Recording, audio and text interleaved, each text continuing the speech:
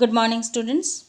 आपकी हिंदी पाठ्य पुस्तक रोली का 19वां पाठ चाय एक अद्भुत पेय।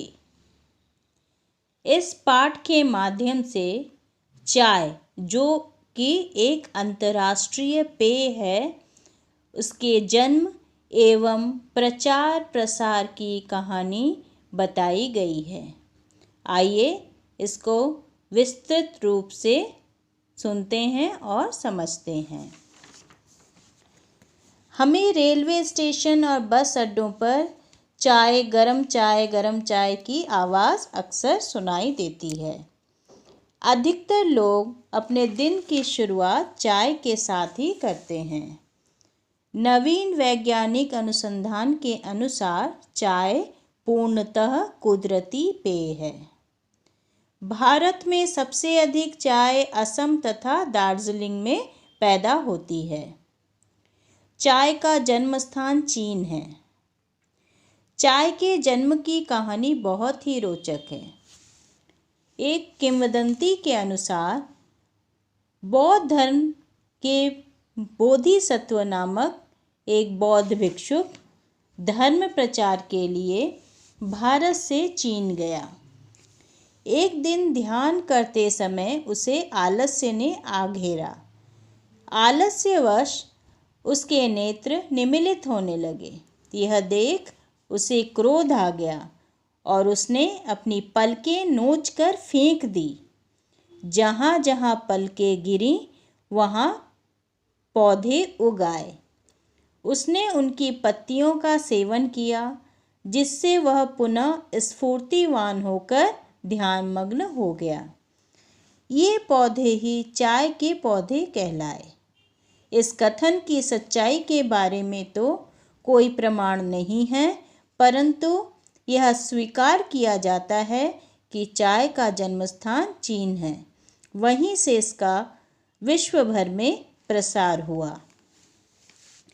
ईस्ट इंडिया कंपनी चीन और जावा से चाय का आयात कर इंग्लैंड में बेचने लगी। इस कंपनी ने चाय के व्यापार में बहुत धन कमाया।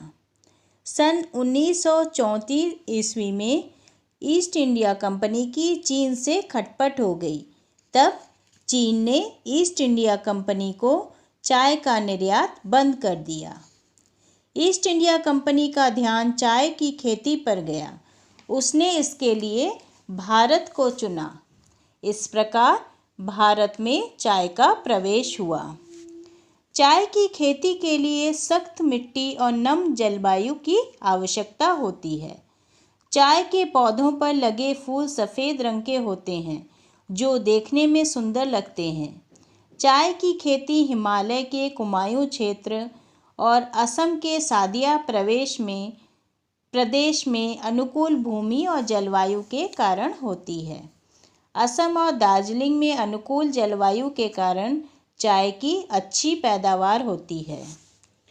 चाय की पत्तियों को बड़ी सावधानी से चुना जाता है, जिससे कि पत्तियों और पौधों को किसी प्रकार की क्षति न पहुँचे।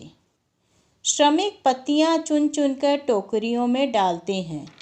जब टोकरियां भर जाती हैं, तब उन्हें कारखाने में भेज दिया जाता है।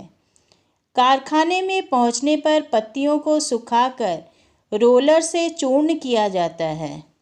इसके बाद कई प्रक्रियाओं से चाय सुगंधित पदार्थ से युक्त होकर छोटे छोटे डिब्बों में और बड़ी बड़ी पेटियों में भरकर देश विदेश में बिक्री हेतु भेज दिया जाता है।